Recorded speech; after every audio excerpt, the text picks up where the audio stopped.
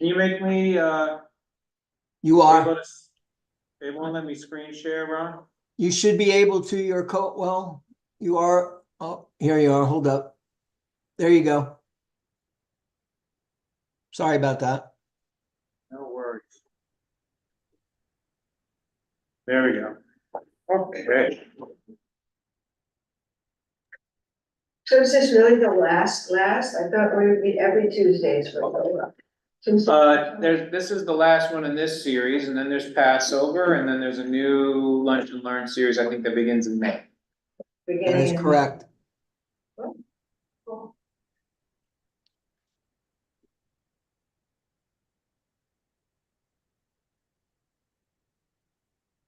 And you are live right now.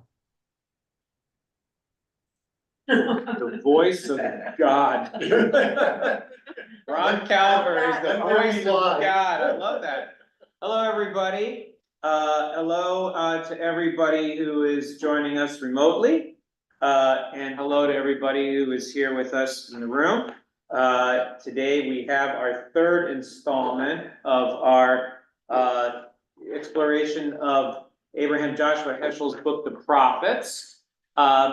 And today we're going to be focused on the writing and Heschel's reflections on two of the earlier prophets, Amos and Hosea. So we're going to learn a little bit about who they were. We're going to look not just at some of their writings from those books, but we're also going to have the chance to look at some of Heschel's thoughts and explorations of his impressions of what these two different prophetic voices were trying to teach.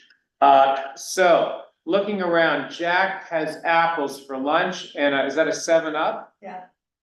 All right, well, at least there's a carbonated beverage there. That's, you've got nothing. Can we just say A granola bar. names so we're not, it's like, I feel like I'm sitting with some stranger, some people I know, can we just say our names? Sure. Go ahead, Jack. You can say your names, and that way we'll be able to introduce ourselves a little bit. Say your name, Jack. I'm Jack. I'm still, I'm Bobby. Okay, and I'm Susan. I've been a member since 1977 with some, some absences, but I'm here and everything is really great. And look at this class. You can do something with move your mind to your heart every day. Susan. I'm gonna win the contest today. Monday. I do too. Okay. I'm Cindy, I'm a friend of Susan Sosen. Hi, Cindy, friend of Susan Hi, Susan. Sosa. I'm winning today. Oh. This is why it's worthwhile to attend in person, because there's Costco cookies. And for sure, yes, you have won. You have won. I'm gonna actually invite you to pass these around so people can enjoy. And that's very, very generous. That is a holy gift, especially a few days before Passover, when I'm gonna be robbed of my cookie habit for a few weeks. But for lunch, it appears you have a granola bar. So your cookies are a good investment. Yes, hi. Marilyn, I'm Margaret.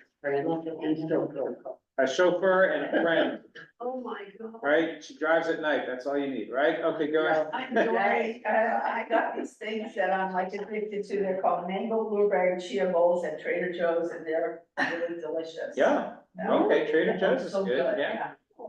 I'm Maddie. And I'm having a basic salad.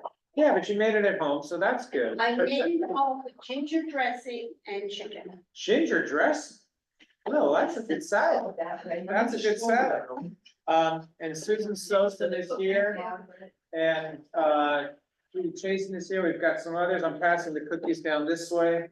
If they're chocolate chip, you ought to take one. I'll grab mine afterward. I don't want you to see my crumbs. Hello. All right, we're gonna jump into the text because we have a lot to cover today, but thank you for inviting us to introduce ourselves. You're welcome to raise your hand electronically or in whatever way is preferred, to stop with questions, okay? So just to review a little bit from last week, we talked about this idea of divine pathos. So for those who weren't here last week, or for those who are, the blessing of losing your memories that everything is new all the time.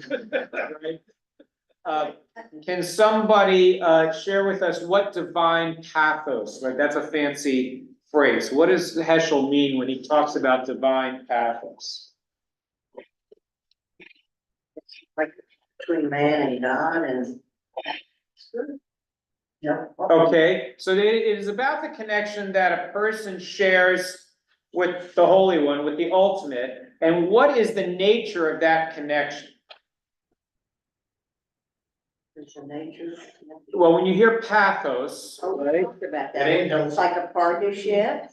right, someone who is lacking in pathos lacks what? Feeling, right? So what Heschel is proposing is something that is, well, to us who have lived for a long time with Heschel influencing the way rabbis talk for a lot of years and other thinkers, doesn't seem as revolutionary perhaps to us as it was when he started offering it, but this idea that God is not just represented in anthropomorphic terms, meaning a mighty hand and an outstretched arm, to borrow a phrase from the Haggadah, from the Torah, right? But that God is also endowed with anthropopathisms, right? The way in which we project the idea of human emotion onto the way God feels. So give me an example of an emotion that the Torah sometimes imputes to God. Anger. Anger. Good. What else? Generosity. Generosity. Good. What else? Love. Love, right? Compassion, forgiveness, patience, jealousy, right? These are all human emotions that we impute to God, okay? What Heschel suggests is that what made the prophets unique was that they somehow had gotten into a place, either serendipitously or because of who they were, that they were kind of on God's wavelength. And thus they could feel what God felt. And so their passion, their writing, their speech, their activism is generated from a place that he calls divine pathos, meaning the capacity for this human individual who never gives up their humanity, right? The interesting thing about the prophets is that they were fully human. They were not angelic. They were not seen to be superhuman or divine in any particular way. They were fully, profoundly flawed human people, but from that fully human place, they were able to connect to whatever it was they thought God, or what they felt God was feeling. Yeah. I read in more than one place that God created man in order to experience all those things that you talked about. So there was that reciprocity. Okay, so the gift of the human soul, right? By creating us in God's image. Yes. We were implanted with this capacity to experience this full range of emotion, right? And more than that, Heschel would argue, the capacity to link your soul to somebody else's, right? So if you've ever been blessed with a really good loving partnership between you and somebody else, there's times when you are really in sync, right? Where you're finishing each other's sentences, you're thinking each other's thoughts, you can feel what they feel, right? Whether it's between you and a partner, or whether it's between you perhaps and a child, or whether it's between you and a friend, right? There are times when you are just so in tune with somebody, so connected to somebody, you can feel what they feel, what happens to them happens to you. What Heschel is proposing is something fairly audacious, right? Which is that these men, and yes, they were mostly men, Okay, there were women who were prophets. They didn't get books read named after them, except one. Who's the one woman who gets a book named after her? Esther, right? It's actually not in the prophetic section. It's not in the Nevi'im section of the Tanakh. It's in the Ketuvim section. It's a later text, right? But there were prophets like Devorah or Huldah or others. So it wasn't exclusively the domain of men, but almost exclusively the domain of men in this, right? But that these people could actually feel what God felt. And because they could feel what God felt, it drove them to be who they were. Okay, so he writes, the divine pathos is like a bridge over the abyss that separates man from God. It implies that the relationship between God and man is not a dialectic characterized by opposition and tension. It's not us versus God, right? The prophets stress the relationship of reciprocity, consisting of God's engagement to humanity, not only of humanity's commitment to God. It's not just us doing the mitzvahs because God told us to. It's about something far more profound, which is pathos, this human, emotive, spiritual connection where you can kind of channel the divine. So in sum, the divine pathos is the unity. Think about that. The unity of the eternal and the temporal, of meaning and mystery, of the metaphysical and the historical, right? It's this merging of the transcendent world with the immediate world. We live here. It's April 16th. You filed your taxes yesterday. We got up this morning, right? We brushed our teeth. We washed our face. I exercised, right? We did whatever it is that we did, and then we got in the car and we drove to temple, right? We lived a day, right? A good old Jewish American day here in this world. And the prophets lived in their day, right? Wherever it was that they lived, which we're going to talk about in a hot second, right? But at the same time, they're living here. Where else are they living? On high. In the metaphysical world. In the world of the eternal. And it is that connection that kind of makes them what they were. Okay? So, can you see this map? Yes. Okay, this is a map of what is sometimes called the period of prophecy, but this is really the map until 721 BCE. From, let's say, the 780s. Okay. You have, in the beginning of this period, beginning in around 780 and bringing it into around 740, plus or minus, thanks Larry. Yes. The splitting of Solomon's kingdom into two separate kingdoms under the leadership of Jeroboam II. Jeroboam II takes the Jezreel Valley, okay, which kind of splits Israel from the north and the south. And he establishes a separate kingdom apart from the kingdom of Judah. Where's the capital of Judah? Jerusalem. Jerusalem. What's our religion called? Judaism. Okay, the ism, the belief system of the folks that come from Judah. Okay? Jeroboam creates a second kingdom, a separate kingdom that he calls Israel. Not to be confused with Judah. Remember, these are tribal lands that have been amalgamated into one kingdom under who? First King Saul, right? And they never really lose their tribal identity, but Saul is able to consolidate this into a kingdom expanded and centralized by David. David makes the capital of this new kingdom Jerusalem. Why? Because it's in the middle. It's on the borderline between Judah and Benjamin. But also geographically is further to the north where the rest of the 10 tribes kind of have their own places to call home. Jeroboam establishes a kingdom in the north. The boundary is delineated by two sacred sites. One is Beit El, right? The original of our franchise, right? That's the flagship right there in Beit El, okay? And in the north at a place called Dan. How many of you have been to Dan? If you went on the temple trip, some of us have been to Dan, we've walked through there.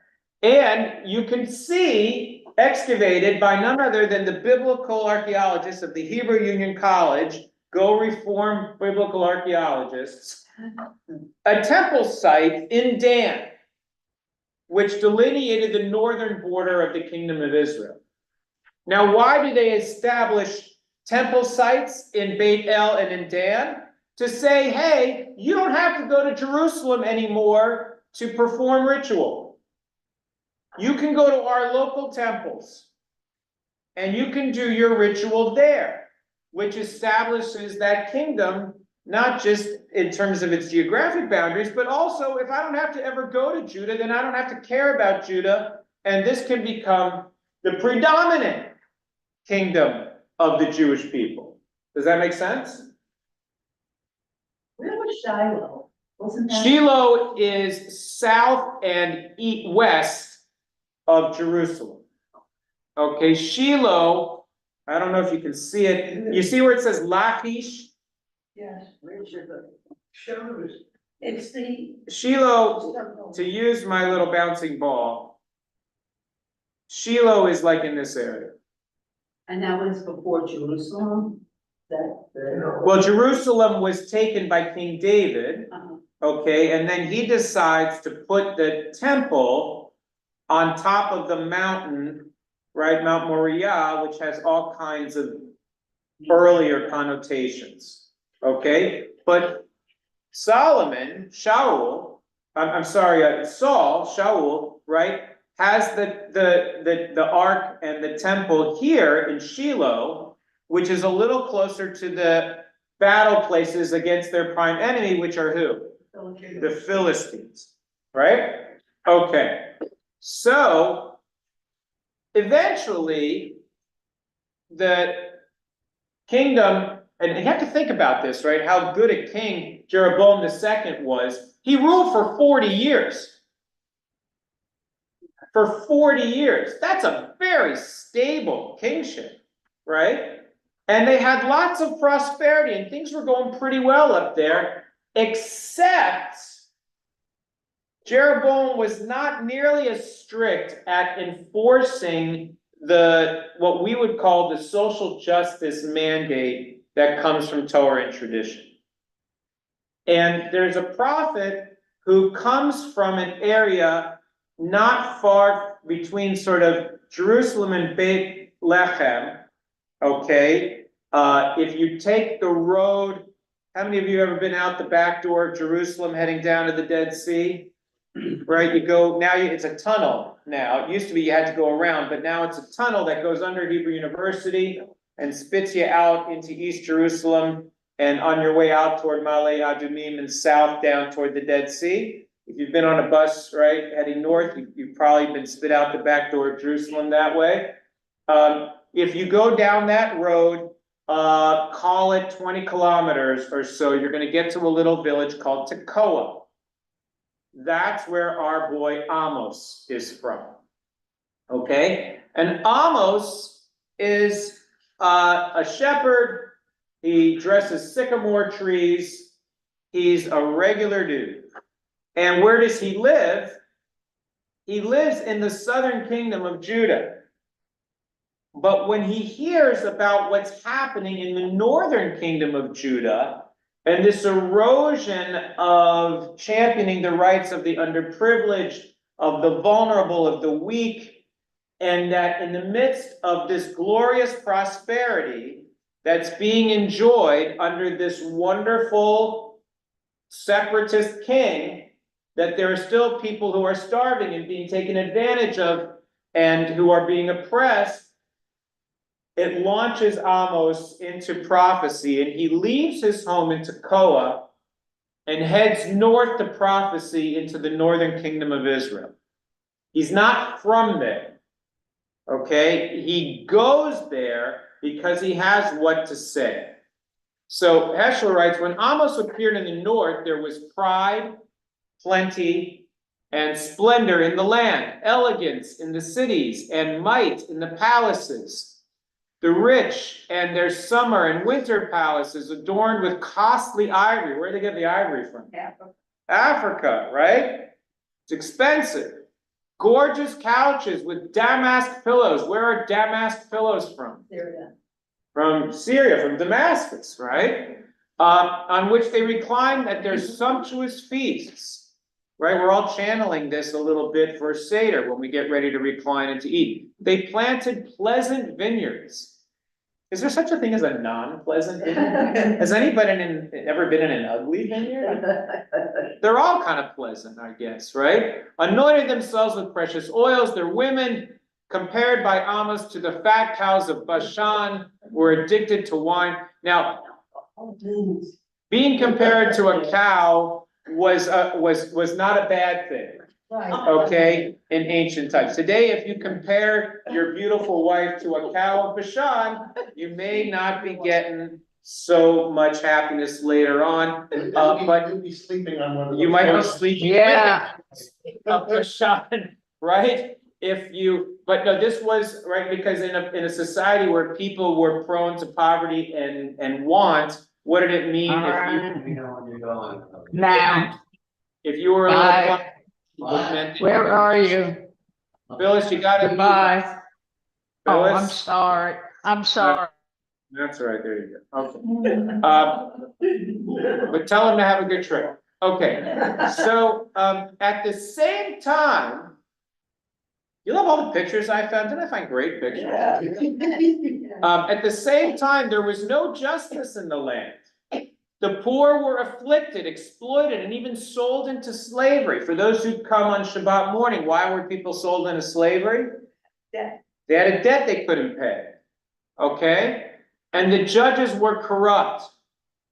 In the midst of this atmosphere arose Amos, a shepherd, right? Who saw this horrible set of injustices and had something to say about it. Okay, so here's what he says. Does someone want to read for us a little bit here? Go ahead. The first word though is what? You are at ease in Zion and confidence on the hill of Samaria, you notables of the leading nation, on whom the house of Israel pin their hopes. Cross over to Kalna and see. Go from there to great Hamath. These are cities, okay? Kalna and Hamat, okay? These are the cities, the capitals of some of the neighboring peoples.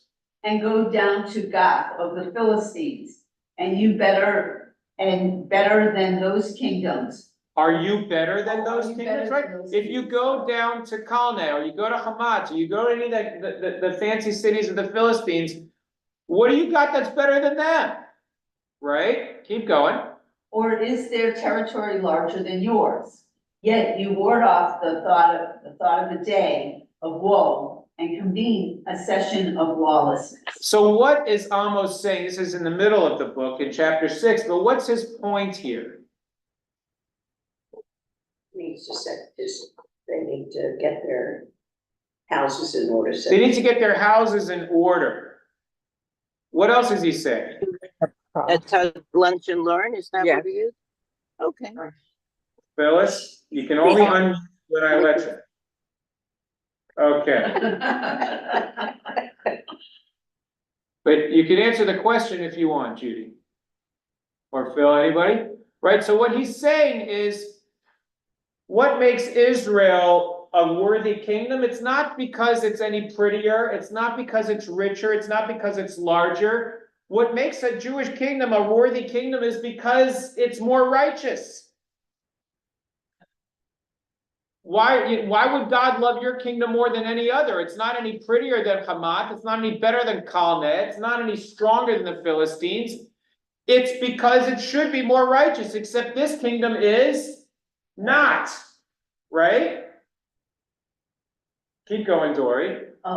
They lie on ivory beds, lolling on their couches, feasting on lambs from the flock and on calves from the stalls.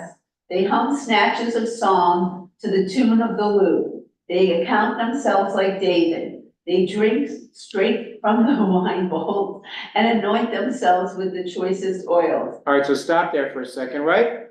Things look pretty good in the northern kingdom of Israel. As my mother Right? said, they live They've there. got ivory beds. They lay back on their couches, eating those lollipop lamb chops, that are so popular at weddings and bar mitzvahs, right? And they have veal, okay? And they sing all of the beautiful songs. What are the songs that King David used to sing? Songs. They pretend that they're righteous. Bling, bling, bling, bling. We are so wonderful, right? Until you realize what? Keep going. Where did I stop? The end of 6, they are not They concerned. were not concerned about the ruin of Joseph. Assuredly, right soon, they shall head the column of exiles. They shall loll no more at festive meals. Okay, so sorry, I wasn't sure if I had brought more than that. So he's saying is, you think it's good now, but if you don't get your act together, what's gonna happen? It's all gonna come crumbling down. Right? You people who you think are doing so well, you're gonna be at the front of the parade as you head into exile to Assyria. You're not gonna be lolling around at festive meals when you're captured and taken away. Now, how do you think that went over?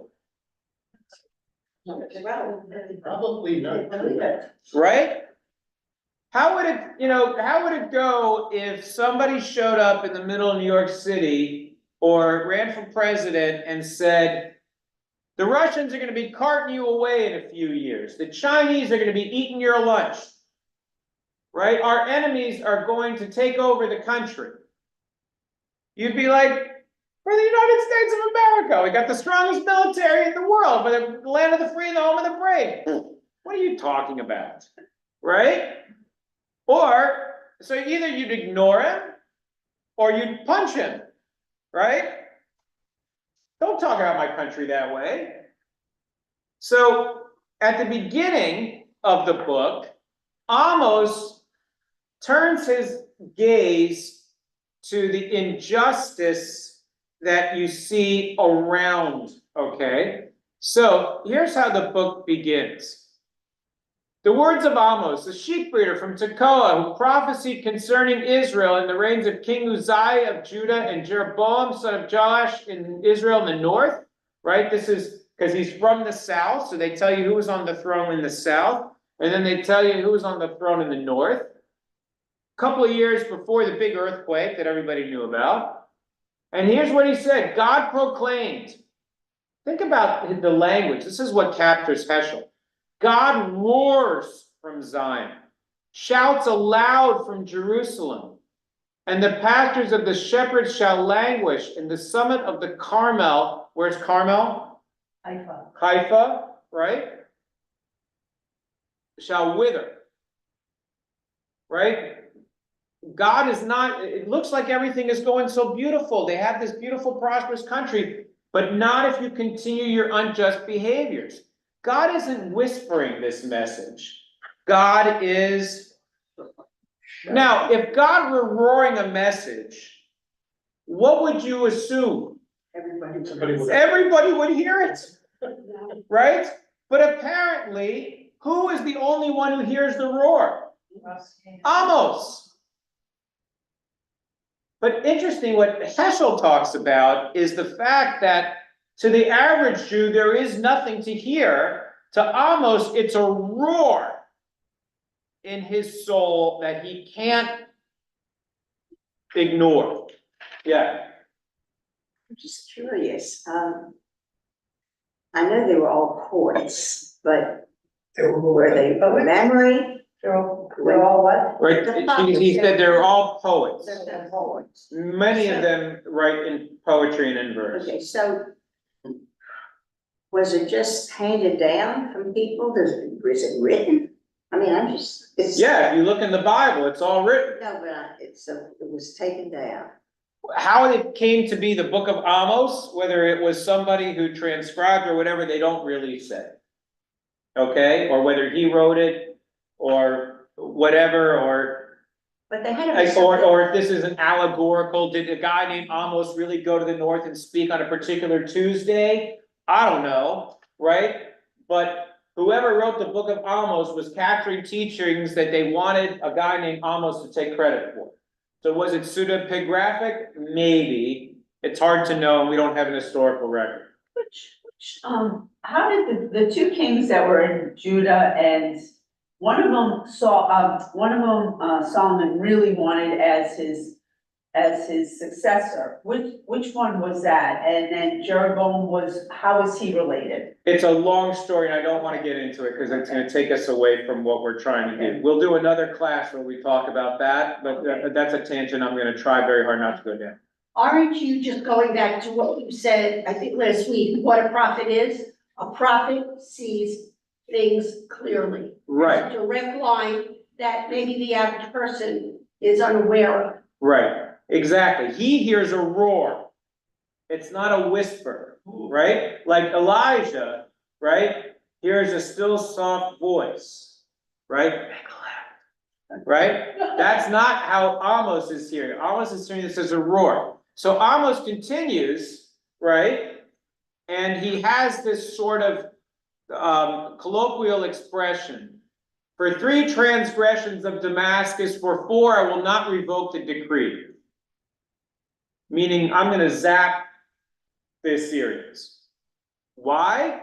Because they threshed Gilad with threshing boards of iron. Right? Because they tortured the people of Gilad, right? And because they were so much the enemies of Israel, and they're so corrupt and unjust, God, I will send down fire upon the palace of Hazael, and it shall devour the fortresses of Ben-Hadad.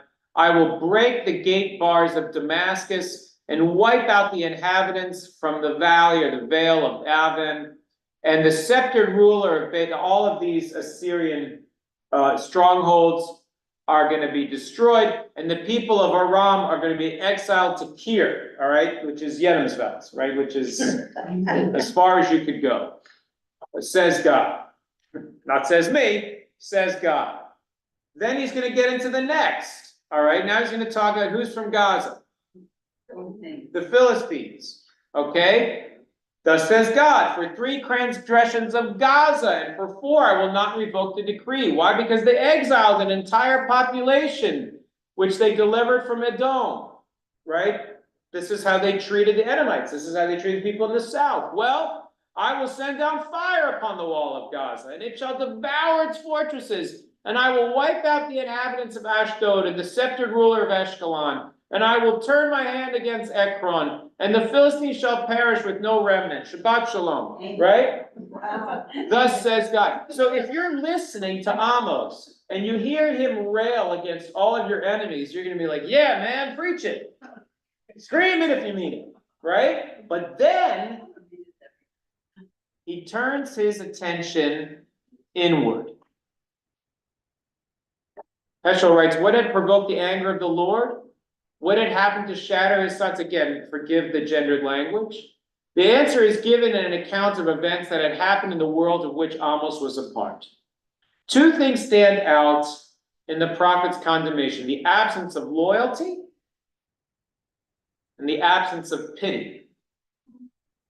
Edom had pursued his brother with the sword and cast off all pity, and his anger tore perpetually. He kept his wrath forever. So the Edomites are not showing any pity to the people they're trying to conquer. Syria, ruled from its capital of Damascus, had tortured and slaughtered the people of Gilad with threshing sledges of iron. Right? They're combing people's skin with iron combs. Particularly brutal, right? Amos saw how the Philistines, ruled from Gaza, its capital, had carried a whole people into captivity selling them into slavery in order to make a little bit of money. And how the Ammonites had ripped up women with child just so they could annex a little bit of territory. About how the cruelty of these people, Israel's enemies, warranted God's wrath. But then, look what happens here. Thus said God, for 3 transgressions of Judah, for 4 I will not revoke the decree, because they have spurned the teaching of God and have not observed divine laws. They are beguiled by the delusions after which their ancestors walked. I will send down fire upon Judah, and it shall devour the fortresses of Jerusalem. Now he turns his gaze on his own home. Right? He's speaking to those in the northern kingdom of Israel. And what's he saying? God's going to zap my kingdom.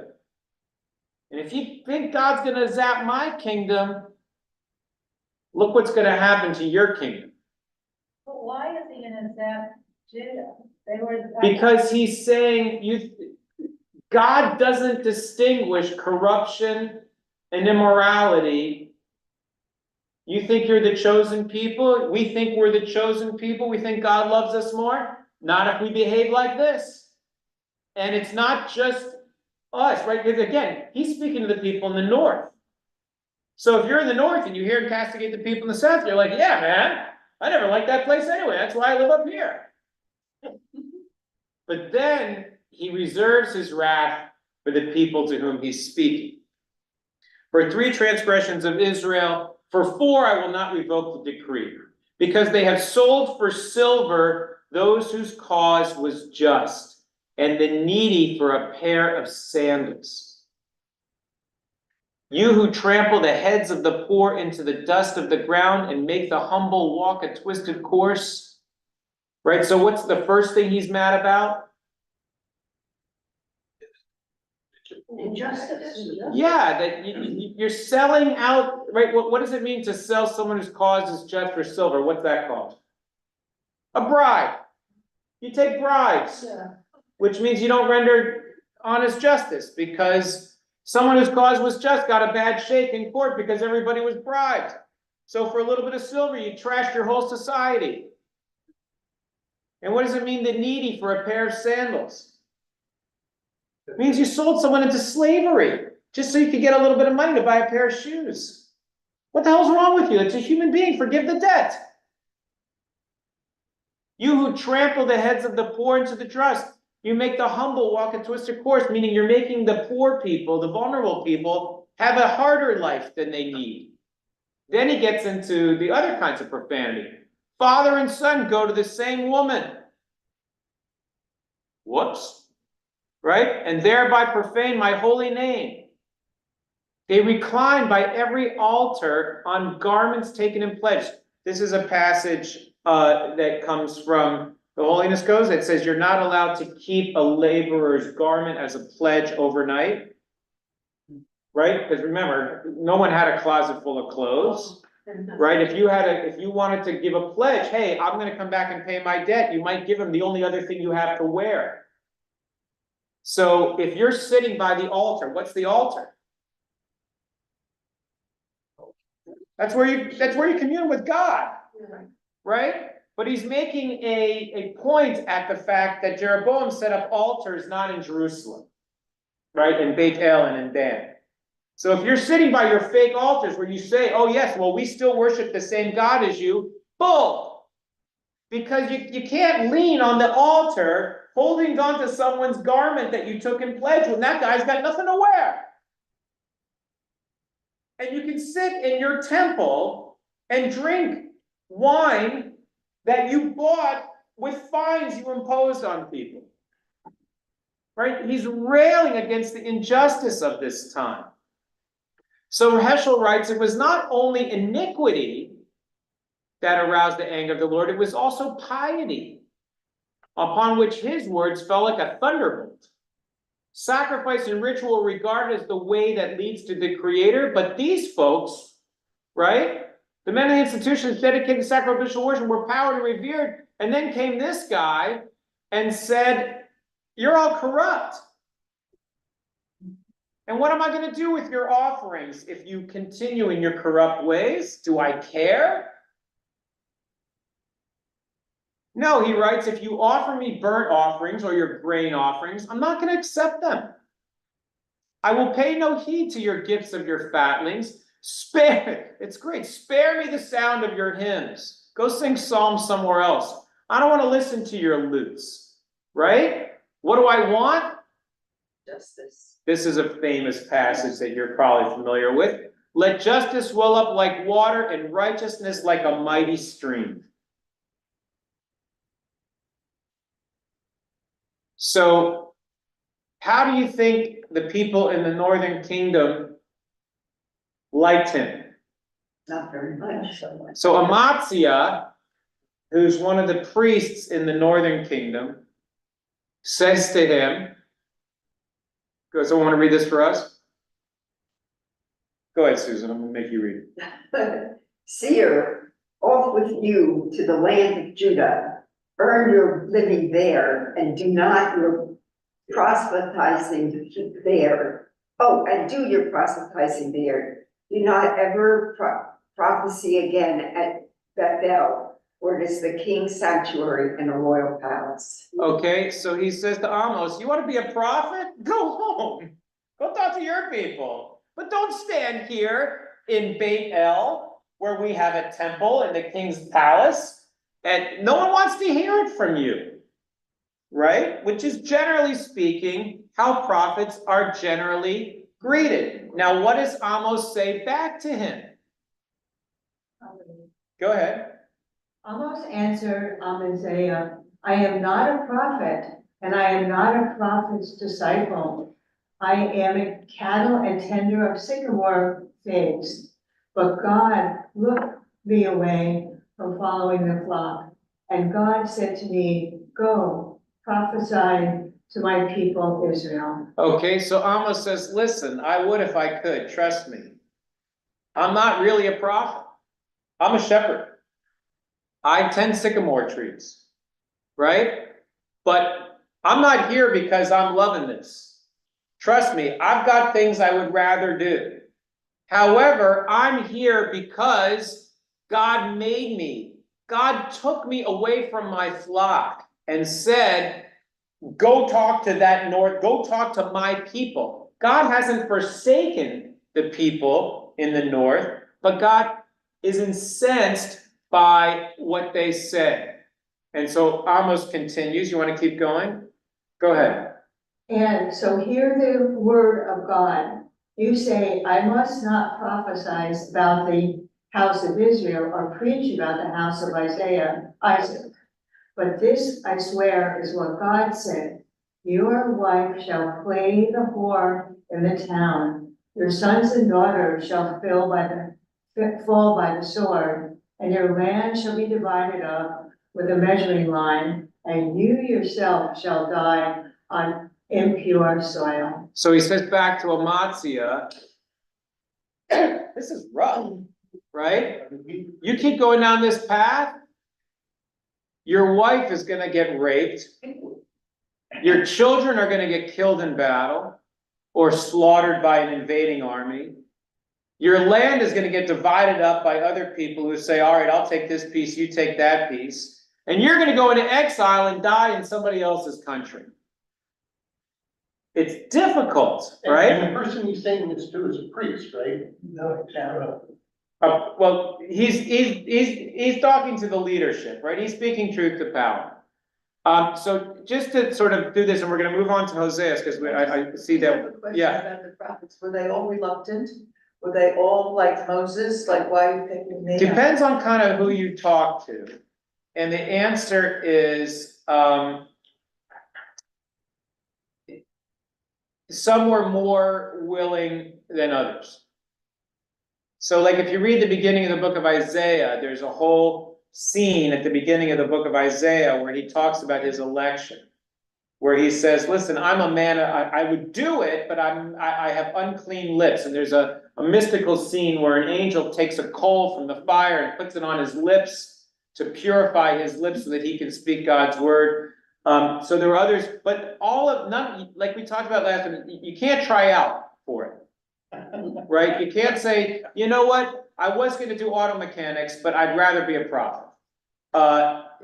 God, these are people who, for however it happens, right, had such an experience of divine pathos that they literally heard God roar and felt compelled to bring forth that message. So here's what Heschel writes in response. Did Amos speak as a champion of ethics? Was it in the name of the moral law that the shepherd from Tekoa left his sheep to proclaim his message in Samaria?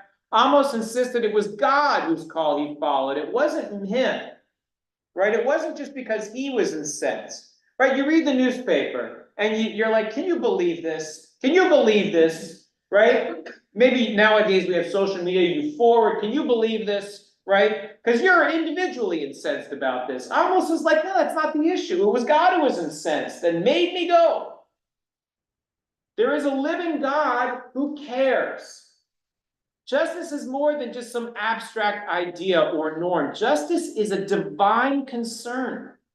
What obtains between God and his people is not only a covenant of mutual obligation, but a relationship of mutual concern.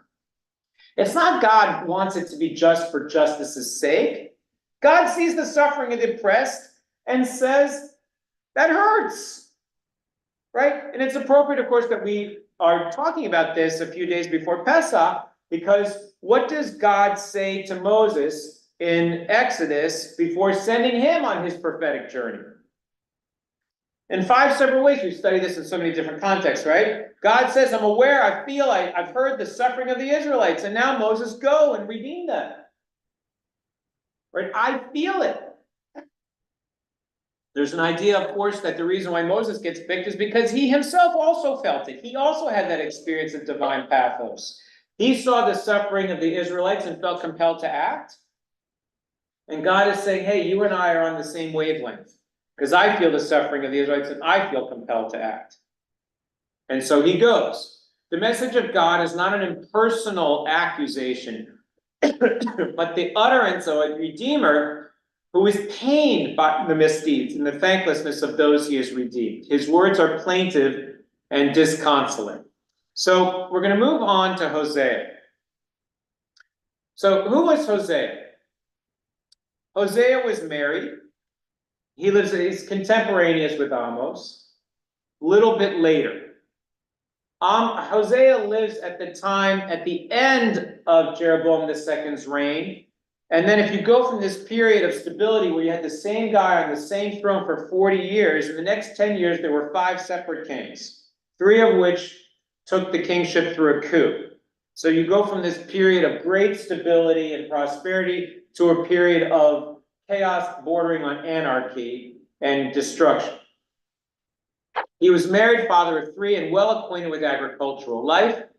And from his use of striking figures of speech, it's been suggested that he was a baker, or that he lived as a farmer on the land. He was associated with the priesthood and had a strong developed sexual instinct, which he vigorously repressed. I think it's Which is that fun. whoever wrote this, Well, this is Heschel's right. I know that, but we're gotta come from someplace. I just find it fascinating.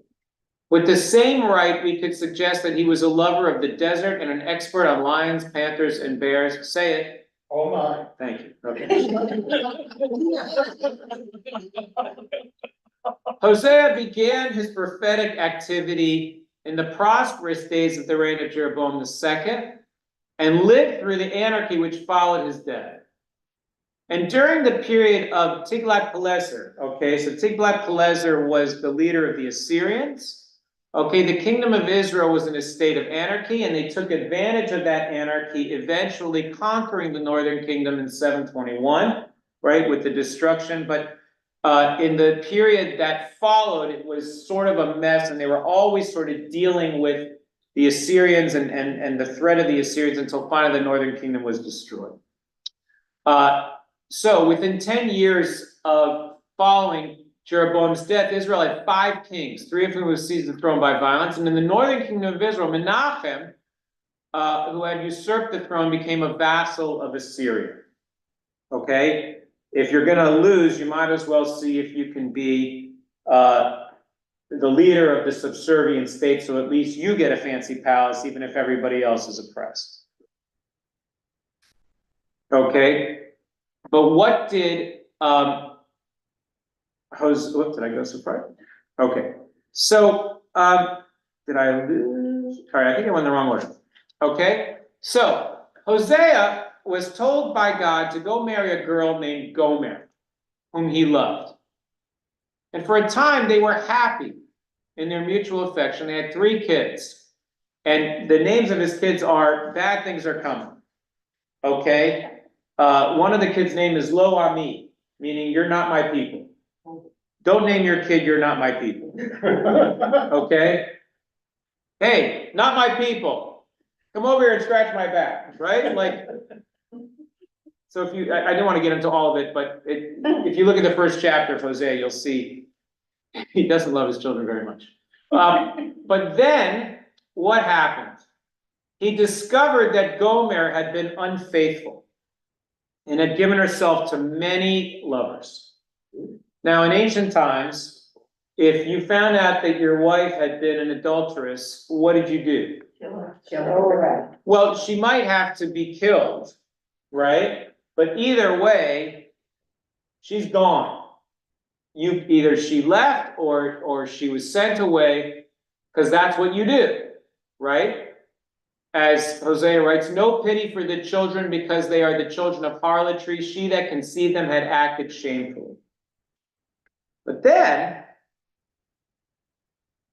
God said, wait a minute. God's way is higher than the legal way. So God said to Hosea, bring Gomer back to your home. Even though I know she cheated on you, even though I know she flaunted her infidelity, it wasn't just that she was unfaithful. She flaunted it. Kind of like, what are you going to do about it? And then God says, I know you should divorce her and get rid of her, right? Now you see she was eventually, taken in as somebody else's either sex slave or house girl or whatever it was, right? You can see in this graphic image, she's got handcuffs on, or right? But God says to him, bring her back. Renew your love for her, even as the Lord loves the people Israel, though they turn to other gods. So what happened towards the end of the reign of Jeroboam II and along the way is that the northern kingdom of Israel starts to worship the Canaanite gods, Baal, Ashtarot, and all the others, okay? And they used those temples that they had built not for worship of God, but for worship of the Canaanite gods. And this infidelity was something that gripped Hosea to his core. And Hosea is said by God, hey, just the way that the people of Israel have been unfaithful to me, but I'm not forsaking them, neither should you forsake Gomer, though she was unfaithful to you. And so he does. Hosea brought her back from slavery into which she had fallen. He remarried her. And in the same way as Heschel writes, God cannot abandon Israel. He will not forsake her in spite of her faithfulness. So why were they so idolatrous? What Heschel writes is, what fascination did the cult of Baal and Ashtoreth hold for the people? Pagan gods that not only appeal to the imagination and are beloved by poets and painters alike, they're more comprehensible. Why are pagan gods so attractive? It's easy. They're tangible. Yeah, you can see them, you can touch them, you know what they're for, right? That's the river god, that's the sun god, that's the god of this, that's the god of that. I get it, right? As opposed to the God of Abraham. The concession of one God who created heaven and earth is hard on the imagination. There's such multiplicity and variety of beings. There are thousands of communities, millions of human beings, countless numbers of days and nights, and only one God. Pagan gods, moreover, are more easily approached and appeased. The serenity of the people who felt safe in the enthusiastic worship of both God and the Baalim, because there was a period of transition where they said, well, we can worship God and these other gods. There's room for more than one, was something that broke Hosea's heart. And his writing kind of fell, like Heschel's very dramatic, right? But he fell like blows on the hammer on their heads. Here's what Hosea says. Only I, the Eternal One, have been your God ever since the land of Egypt. You've never known any other true God but me. And you've never had a helper other than me. I looked after you in the desert, in a thirsty land, and when they grazed, they were sated. These are your ancestors he's talking about. When they were sated, they grew arrogant. And so they forgot me, because Hosea is not just talking about a few centuries before, when the people gained access to the land of Israel and were successful in the conquest. Who's he talking to when they were sated and grew haughty? The people in the northern kingdom, right? Who were living under this prosperous king, and then allowed that to give them a pathway into idolatrous practice. And so they've forgotten. So I am going to be like a lion to them. Like a leopard, I lurk on the way. Like a bear robbed of her young, I'm going to attack them and rip open the casing of their hearts. I will devour them there like a lion. The beasts of the field shall mangle them. Right? Hosea is saying, if you keep going, your fate is going to be like being mauled by a bear. That's what your enemies are going to do to you if you continue down this path. So Heschel writes, how deeply Hosea must have sensed the pathos of God to have been able to convey such dreadful words against his own people, whom he also loved so deeply. These words, however, were neither a final judgment nor an actual prediction. Their true intention was to impart the intensity of divine anger, ultimately, so what would happen? They changed their ways. And yet that anger did not express all that God felt about the people.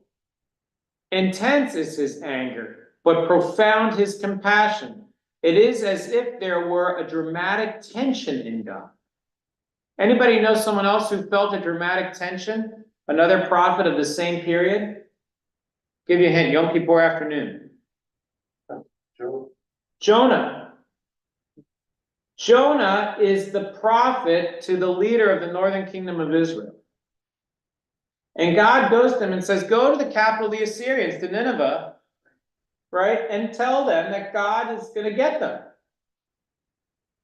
And what's the point of a prophet? Not to just sort of condemn, but to get them to change their ways. Jonah doesn't want them to change their ways because Jonah wants God to zap them. And so what does he do? He runs the opposite direction. He heads to Spain. Right? But God won't let him run away from the service of the eternal. And so he goes. Jonah's the only prophet that ever was successful, right? Because the Assyrians listened to him, right? And repented, which makes him angry. You can read about that in the fall. Okay? So Hosea describes a divine soliloquy in which the Lord considers withholding the execution of his judgment, waiting for Israel to acknowledge her guilt and to return. And so here, does anybody want to read this? You want me to keep going? Yeah. Go ahead, Bobby. And I will return to my abode till they realize their guilt. In their distress, they will seek me and beg for my favor. Come, let us turn back to God, the one who attacked and so can heal us, who wounded and so can bind us up. In 2 days, God will make us whole again. On the third day, raise us up. God's favor will make us whole. Let us pursue devotion to God, and we shall become devout.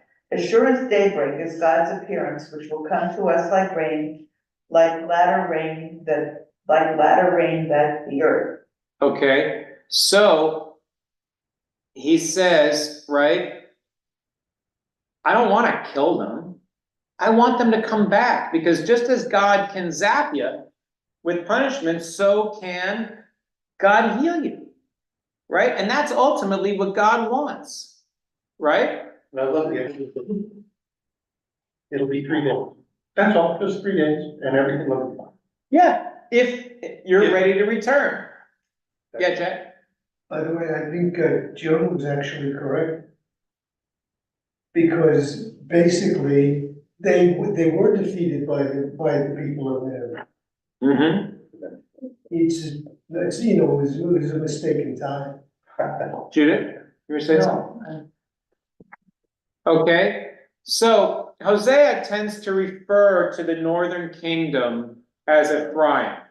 Okay, Ephraim is one of the tribes that was ensconced in the northern, so he uses Ephraim as a symbol for all of the tribal lands in the northern kingdom. So he says, what can I do for you, Ephraim? What can I do for you, Judah? He's talking about these two kingdoms, right? When your goodness is like morning clouds, like dew so early gone, that is why I have hewn down the prophets. I've slain them with the words of my mouth. And the day that dawned brought on your punishment. So what he's saying is, I don't want bad things to happen to you. I'd rather the prophets all go away. Because you came back. So Amos knows God as the selfless and exalted being whose sensibilities and concern for justice are painted by the sinful transgressions of Israel. The emotions suggested in his prophecies are not spontaneous. This is Heschel writing. Apart from the active emotion of disdain, these emotions are reactive, provoked by human deeds, resistance and abhorrence leading to rejection. The exciting cause of the divine intervention in the course of history is furnished by human conduct. The relationship between God and Israel is upset by the provocations of man, but it's Hosea who flashes a glimpse into the inner life of God as he ponders, all right, what do I do with these people? God is conceived not as the self-detached ruler, but as the sensitive consort to whom deception comes and who nevertheless goes on pleading for loyalty, uttering a longing for a reunion, a passionate desire for reconciliation. There's an idea. We'll go over just a few minutes if we can, just to finish. There's an idea in marital counseling called discernment therapy. And discernment therapy uses this idea called leaning in or leaning out. So let's say you have a couple that's in trouble. They come to you for counseling. You try to figure out, well, are they leaning in or are they leaning out? Meaning, like, if the partner A is leaning in, they want to work on the relationship. If they're leaning out, they're thinking, I'm not sure this is going to work. Partner B is leaning in. They also want to work on the relationship. If their partner B is leaning out, they're not sure this is going to work either. So if you have partner A leaning out and you have partner B leaning out, how's that therapy going to work? Go get lawyers, right? If you have partner A is leaning in and partner B is leaning in, oh, then they have something to work on. They may have stuff. They may have problems. They may have all kinds of challenges, but they both want it to work. If partner A is leaning in and partner B is leaning out, then you've got work to do. Because only one of the partners. So what they're saying here, I'm not sure why computer is telling me I need to finish this lesson, right? God is, right, leaning in to this relationship despite what's going on. So God says, how can I give up on you, O Ephraim? How can I surrender you, O Israel? How can I make you like Admah, rend you like Zeboim? I've had a change of heart. My tenderness is stirred. I'm not going to act on my wrath. I'm not going to destroy Ephraim, for I'm God. I'm not human. I'm not going to come in fury. I want you back. So as time went by, Hosea became aware of the fact that his personal fate was a mirror of the divine pathos, that his sorrow echoed the sorrow of God. In other words, like, he realized, you know, just if God is going to forgive this people, then I had better forgive Gomer. And if I can forgive Gomer, then my life is helping me. My experience of being the spurned spouse, the embarrassed spouse, the one who was cheated on, that's what God is feeling. And if I can tell them that just as maybe Gomer came back and said, I don't know what I was thinking. I don't know what I did. I love you. I want to have a future with you. And they reconciled. So too could the people of Israel and God also reconcile. So just to conclude, this is a passage that's often used by brides under the chuppah when they ask in response to their groom's pledge. When the groom says, Harei at mikudeshet li b'tabat zo kedat Moshe b'Yisrael, behold, you are consecrated to me with this ring as my wife in keeping the traditions of Moses in Israel. In traditional marriages, the bride doesn't give the groom anything or say anything, right? She just takes it, right? Nowadays, what tends to happen is Hosea says, I will betroth you to me forever. I will betroth you to me with righteousness and justice, and with goodness and mercy. I betroth you to me in faithfulness, and thus you shall know God, right? They're gonna get married again.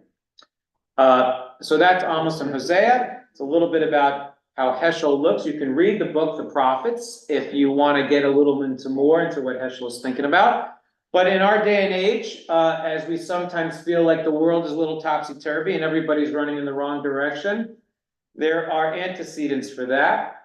And our tradition kind of knows how to give us some interesting responses when there are injustices or infidelities around what's good and right in the world. So thank you all very, very much.